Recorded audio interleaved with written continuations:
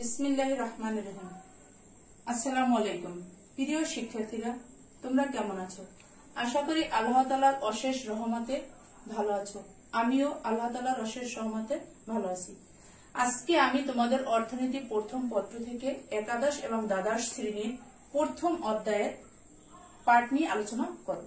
আজকে আমার পাঠের বিষয়বস্তু হলো অর্থনৈতিক ব্যবস্থা। অর্থনৈতিক ব্যবস্থার ইংরেজি হয়েছে ইকোনমিক সিস্টেম, অর্থাৎ একটি দেশের অর্থনীতি কিভাবে পরিচালিত হবে সেটা নিয়ে আজকে আমরা আলোচনা করব।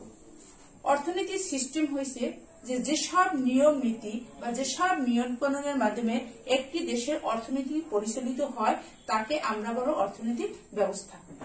এরকমের অর্থনৈতিক ব্যবস্থা পৃথিবীর যত দেশ আছে প্রতিটি দেশই কোনো না কোনো ব্যবস্থার সাথে জড়িত আছে। সে হিসাব বিবেচনা করে দেখা গেল যে পৃথিবীর যত অর্থ ব্যবস্থা আছে সে অর্থ ব্যবস্থাগুলোকে মোটামুটি 4টা ভাগে ভাগ করা হয়েছে। প্রথম হয়েছে ধনতান্ত্রিক বা পুঁজিবাদী অর্থ ব্যবস্থা, তাকে ইংরেজিতে বলে ক্যাপিটালিস্ট ইকোনমি, এবং দ্বিতীয় হয়েছে সমাজতান্ত্রিক বা নির্দেশমূলক অর্থ ব্যবস্থা, যাকে ইংরেজিতে বলে কমান্ড বা সোশ্যালিস্টিক ইকোনমিক্স। তৃতীয়ত হয়েছে মিশ্র অর্থ ব্যবস্থা, যাকে আমরা বলবো মিক্সড ইকোনমি, এবং চতুর্থটা হয়েছে ইসলামী অর্থ ব্যবস্থা, যাকে বলবো ইসলামিক ইকোনমি।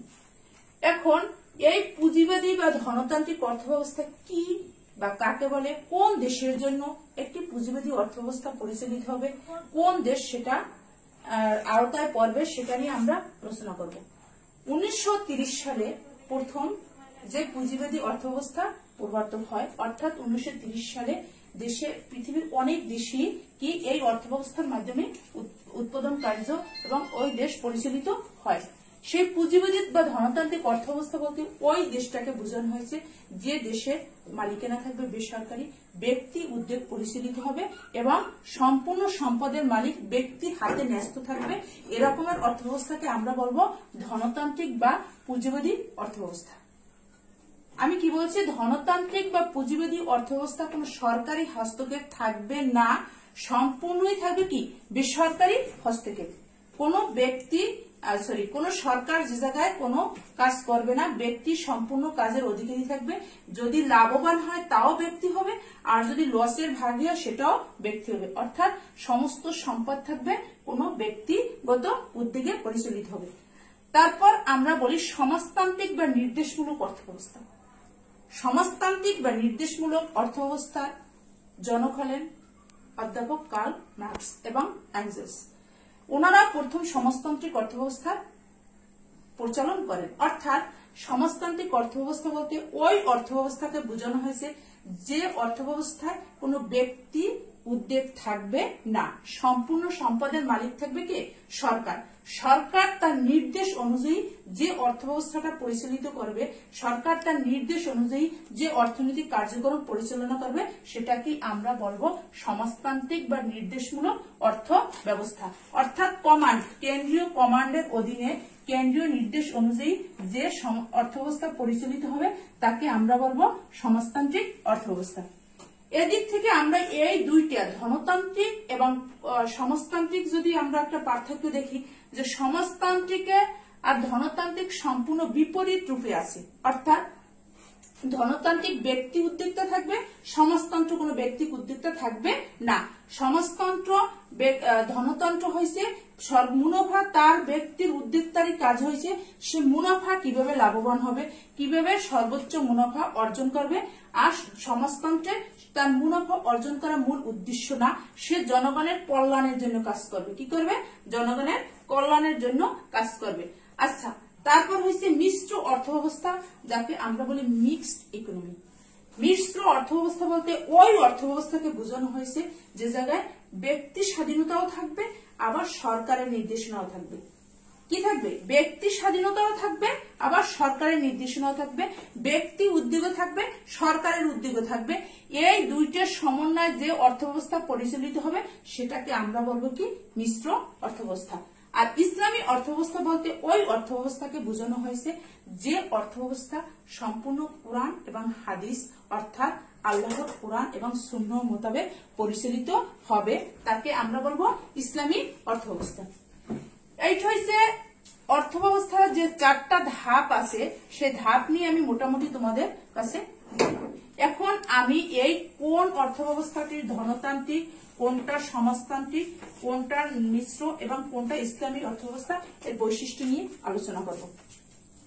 এখন ধনতান্ত্রিক অর্থব্যবস্থা বলতে আমরা বুঝি কি, ব্যক্তি স্বাধীনতা থাকবে, ব্যক্তি সমস্ত সম্পদের অধিকারী থাকবে, সমস্ত কিছু পরিচালনা করবে।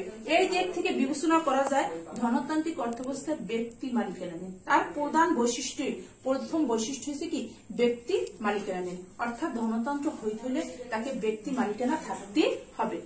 তারপর হয়েছে ব্যক্তি কি থাকবে, ব্যক্তি উদ্যোগের স্বাধীনতা, অর্থাৎ ধনতান্ত্রিক অর্থব্যবস্থা কোন সরকারের উদ্যোগ থাকবে না, সে সম্পূর্ণ কি করবে, ব্যক্তির স্বাধীনতা অনুযায়ী সে উৎপাদন পরিচালনা করবে, সে উৎপাদন ভোগ করবে, তারপর সে লাভবান হইলে লাভবান হবে, যদি তার কোন রকমের সমস্যা হয় সে লসের ভাগিদারও ওই ব্যক্তি থাকবে, অন্য কোনো হাত থাকবে না। তৃতীয়টা হচ্ছে উত্তরাধিকারী সূত্রে অর্জন।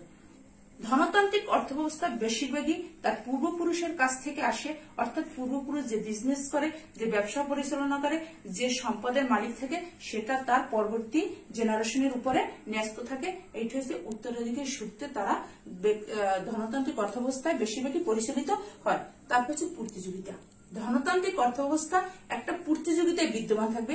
সে যেহেতু ব্যক্তি সম্পদের মালিক, আমার কথাটা বুঝতে হবে, তাহলে সে চাইবে কি সর্বোচ্চ মুনাফা অর্জন করতে, সে চাইবে কি সর্বোচ্চ, অর্থাৎ কিভাবে সে সবচেয়ে বেশি মুনাফা অর্জন করবে সে সম্পর্কে তার পূর্ণ স্বাধীনতা থাকবে। হ্যাঁ, যেহেতু আমি ব্যক্তি, আমার সম্পূর্ণ অধিকার আছে, সেরকমের তুমি ব্যক্তি, অন্যজন ব্যক্তি সেও সম্পূর্ণ অধিকার থাকবে।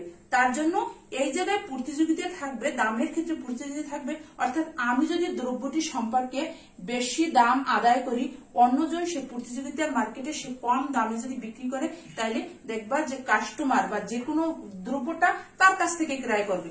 অতএব এই জায়গায় তাদের কি থাকবে, যে উদ্যোক্তার ভিতরে একটা প্রতিযোগিতা কাজ করবে, অর্থাৎ আমি যদি দ্রব্যটির দাম বেশি নেই, তাহলে অন্য উদ্যোক্তা বা অন্য যে প্রতিযোগী আছে সে কম দামে বা তার চেয়ে একটু কম দামে দ্রব্যটি বিক্রি করলে সে কিন্তু বেশি লাভবান হবে, আমার বিক্রির চেয়ে ওনার বিক্রি বেশি হলে উনি বেশি লাভবান হবে। এরকমের নিজেদের ভিতরে একটা প্রতিযোগিতা কাজ করবে। তৃতীয়টা হয়েছে স্বয়ংক্রিয় দাম ব্যবস্থা। স্বয়ং মানে কি, স্বয়ং মানে হচ্ছে নিজে নিজে নিজে যে দাম ব্যবস্থাটা পরিচালনা করা হয়, সেটা হচ্ছে ধনতান্ত্রিক অর্থনীতির অন্যতম একটা বৈশিষ্ট্য। সে নিজে দাম নির্ধারণ করবে, নিজে উৎপাদন করবে, নিজে বিক্রি করবে, নিজে সমস্ত কিছুর মালিক থাকবে, অন্য কেউ থাকবে না। অর্থাৎ ব্যক্তি স্বাধীনতা, ব্যক্তি উদ্যোগে স্বয়ংক্রিয় দাম ব্যবস্থার মাধ্যমে অবাধ প্রতিযোগিতার মাধ্যমে সে কাজ করবে, সে অনুযায়ী সে উৎপাদন করবে, বন্টন করবে, ভোগ করবে এবং বিনিময় করবে।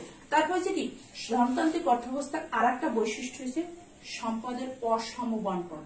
অর্থাৎ ধনতান্ত্রিক অর্থব্যবস্থায় মুষ্টিমেয় লোকের হাতে, অল্প সংখ্যক লোকের হাতে কি করে বেশি পরিমাণ দ্রব্যটি ভোগ করবে এবং কম সংখ্যক লোকের কাছে অল্প সংখ্যক লোকের কাছে বেশি পরিমাণ দ্রব্য থাকবে, আবার কম সংখ্যক লোকের কাছে বেশি পরিমাণ চাহিদা থাকবে।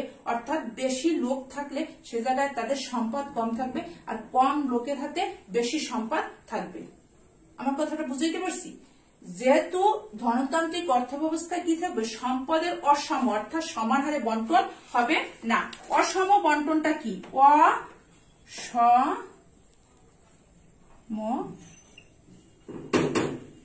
বন্টন, অর্থাৎ ধনতান্ত্রিক অর্থব্যবস্থায় সম্পদের সমান হারে বন্টন হবে না।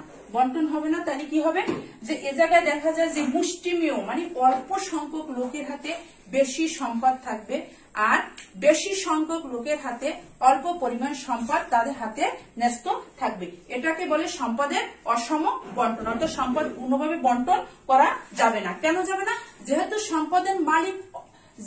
সম্পদের মালিক অল্প মুষ্টিমেয় লোকের হাতে কুক্ষিগত থাকবে, সেহেতু সম্পদ মুষ্টিমেয় লোকই বেশি নিয়ন্ত্রণ করে, তারা যেভাবে চাইবে সে অনুযায়ী বন্টন করা হবে। তারপর তার উদ্দেশ্য হয়েছে কি, মুনাফা অর্জন করা। তার প্রধান উদ্দেশ্য হয়েছে কি, সে সর্বোচ্চ মুনাফা কিভাবে অর্জন করা হয়। যেহেতু ব্যক্তি, আমি যদি দ্রব্যটা উৎপাদন করি, আমি যদি সেটা নিয়ন্ত্রণ করি, তাইলে আমার এই সমস্ত সম্পদের আমার উদ্দেশ্য থাকবে কি, মুনাফা কিভাবে সবচেয়ে উপরে নিয়ে যেতে পারি, অর্থাৎ মুনাফা সর্বোচ্চকরণ করাটা। তারপর হচ্ছে কি, মূলধন রপ্তানি। ধনতান্ত্রিক অর্থব্যবস্থায় যদি এরকমই হয় যে তার দেশে মূলধনটা সম্পূর্ণভাবে সে কি করতেছে, উৎপাদন কাজে লাগাইতে পারতেছে না, তখন সে কি করবে, সে মুনাফা করে যদি বিদেশে রপ্তানি করতে পারে, ইত্যাদি ইত্যাদি। তারপর হচ্ছে কি শ্রেণী শোষণ। শ্রেণী শোষণ বলতে বুঝাইছে ধনতান্ত্রিক অর্থব্যবস্থা যে শ্রমিকরা আছে তাদের প্রতি তারা একটা শোষণ, একটা অমানবিক আচরণ করে, অর্থাৎ তাদের কম দাম দিয়ে বেশি পরিমাণ শ্রম তারা নিতে চাচ্ছে। এইটা হচ্ছে কি শ্রমিক বা শ্রেণী শোষণ। তারপর আসো সমাজতান্ত্রিক বা নির্দেশমূলক অর্থব্যবস্থা। সমাজতান্ত্রিক বা নির্দেশমূলক অর্থব্যবস্থা বলতে ওই অর্থব্যবস্থাকে বোঝানো হয়েছে যে অর্থব্যবস্থায় সম্পদের মালিক থাকবে সম্পূর্ণ কি সরকার। সরকার থাকবে সমস্ত সম্পদের মালিক, ব্যক্তির কোনো হাত থাকবে না, ব্যক্তি উদ্যোগে কোনো পরিচালিত হবে না। হ্যাঁ, সমাজতন্ত্র এভাবে পরিচালিত হবে। যেমন এ জায়গায় সম্পদের মালিক কে, সরকার। সরকার তার নির্দিষ্ট সময়সীমার ভিতরে সে চাইবে জনগণের কল্যাণের জন্য, জনগণের কিভাবে সর্বোচ্চ তাকে দেওয়া যায়, তার নৈতিকতা এবং তার আদর্শতা অনুযায়ী কিভাবে বেকার সমস্যা দূর করা যায়, কিভাবে মুদ্রাস্ফীতিকে নিয়ন্ত্রণ করা যায়, কিভাবে মুনাফা, তার মুনাফা একচুয়াল উদ্দেশ্য না, কিভাবে দেশকে পরিচালনা করা যায়, শোষণহীন সমাজকে প্রতিষ্ঠিত করা যায়, সেইটা হচ্ছে সমাজতান্ত্রিক বা নির্দেশমূলক অর্থব্যবস্থার অন্যতম লক্ষ্য। আচ্ছা, তারপর হচ্ছে সমাজতন্ত্রের হচ্ছে সম্পদের কেন্দ্রীয়, সম্পদের কি রাষ্ট্রীয় মালিকানা।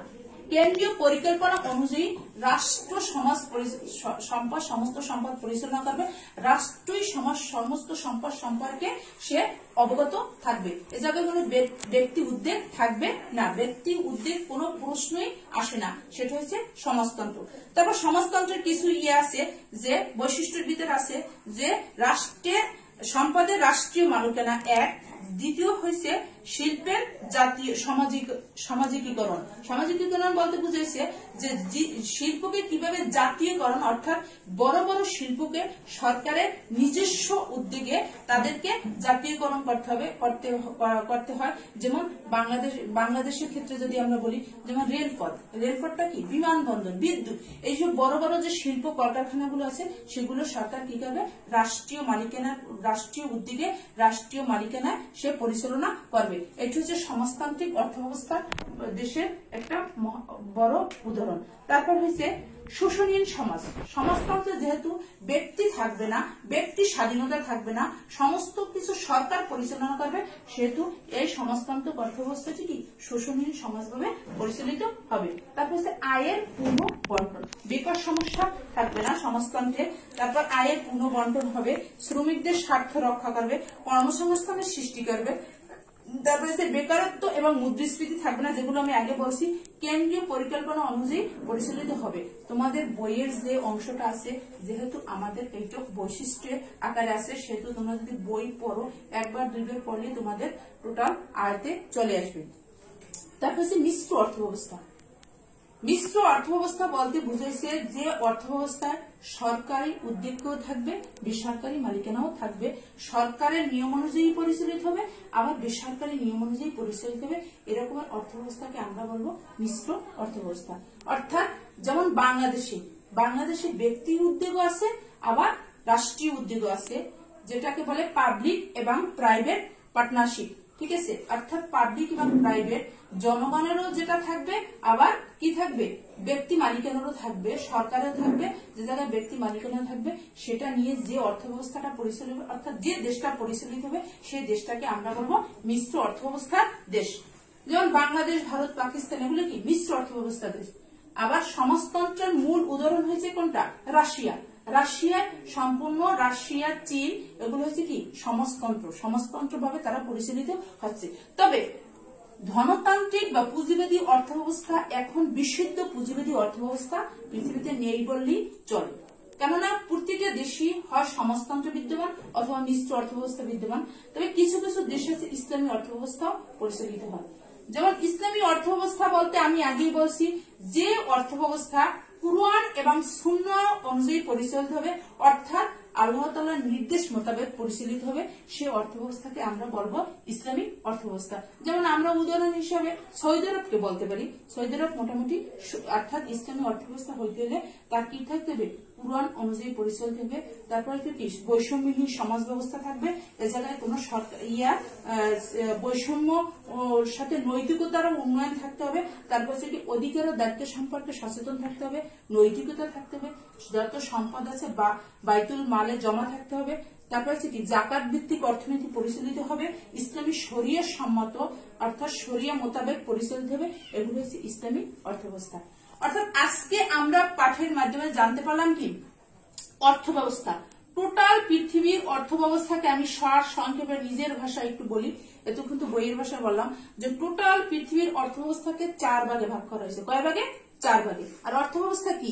যেসব নিয়ম প্রণালীর মাধ্যমে একটি দেশের অর্থনীতি পরিচালিত হয় তাকে আমরা কি বলবো? অর্থব্যবস্থা বলবো। ঠিক আছে, এই অর্থব্যবস্থাকে 4 ভাগে ভাগ করা হয়েছে, যেটা হচ্ছে ধনতান্ত্রিক বা পুঁজিবাদী, সমাজতান্ত্রিক বা নির্দেশমূলক, মিশ্র অর্থব্যবস্থা আর ইসলামী অর্থব্যবস্থা।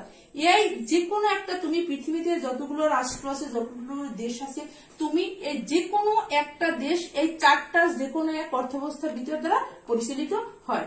ঠিক আছে, এখন আমরা এই যে অর্থব্যবস্থার আজকে একটা থিওরিক্যাল প্রশ্ন, এই প্রশ্নটা যদি তুমি এই কাহাকে বলে বা একটু বই নিয়ে যদি দেখো তাহলে দেখবা যে এটা একটা সহজ টপিকস, অর্থাৎ এইটা থেকে আমাদের বিভিন্ন ভাবে প্রশ্ন আসতে পারে। যেমন কি বলে এটাকে উদ্দীপক ভিত্তিক প্রশ্ন আসতে পারে, বহু নির্বাচনী প্রশ্ন আসতে পারে, বহু নির্বাচনী সমাপ্ত সূচক প্রশ্ন আসতে পারে। তোমরা যদি এই বইয়ের আমাদের যে অর্থনৈতিক বইয়ের অর্থব্যবস্থা সম্পর্কে তোমরা দেখো সহজভাবে এইটা তুমি খুব সুন্দরভাবে উপলব্ধি করতে পারবে। প্লাস আমার যে ভিডিওটা আমি দিচ্ছি সেটাও তোমরা দেখবে, দেখার পর মিলিয়ে দেখবে মোটামুটি ভাবে তোমরা একটা সলিউশনে অর্থাৎ সমাধানে চলে আসতে পারবে।